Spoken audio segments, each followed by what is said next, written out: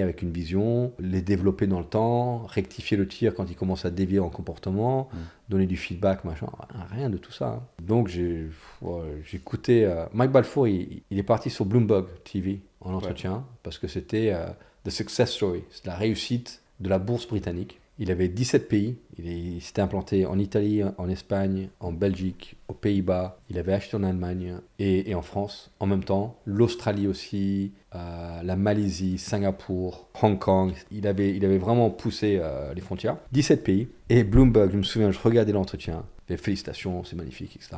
17 pays, ouais.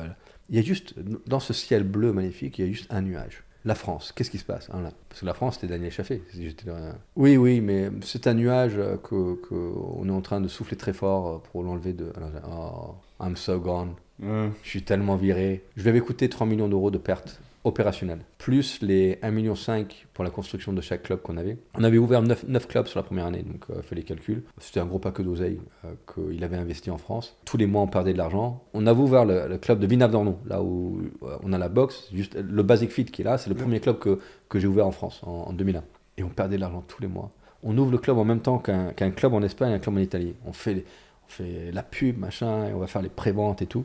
Et moi, je pense qu'on est prêt, on est chaud. Ouais, regarde ce club magnifique, machin. Et je savais pas former les gens pour l'avoir. On a dû avoir 400 personnes qui passent les portes en 2 jours. Et moi, je suis content.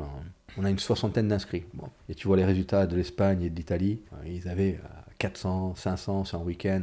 Et après, c'est dur quand t'as pas un volume, t'arrives et t'as 60 adhérents sur 2 jours, c'est bien, mais quand t'as 1200 mètres carrés, les 60 sur toute la journée, t'as 2 personnes, hein, donc il n'y avait pas vraiment d'ambiance, machin, mais quand t'as 400, etc., c'est comme ça. Donc ils avaient de l'élan. Donc au bout de la première année, Mike Balfour, il me convoque à nouveau dans son bureau où j'ai eu la première belle histoire. J'y vais avec ma lettre de démission, parce que je veux démissionner, ma fierté.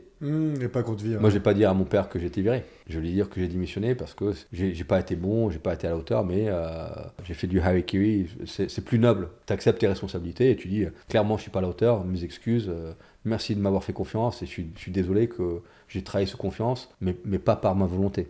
J'ai essayé, j'ai tenté. Donc j'y vais avec ma lettre de démission, il me met les chiffres dans le nez, je dis oui, je sais, il me montre les tendances et tout.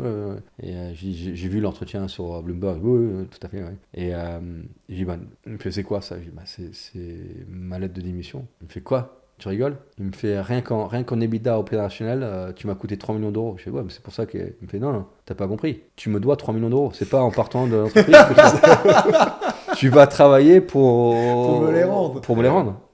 Les 3 millions d'euros, on va dire que c'est ton éducation. Je fais oh shit. Je fais ouais, mais si je repars et je fais la même chose qu'avant, je suis boosté. Je vais répéter les mêmes erreurs. On va pas. Il me fait mais c'est pour ça que je vais t'envoyer en Australie. Je fais oh non.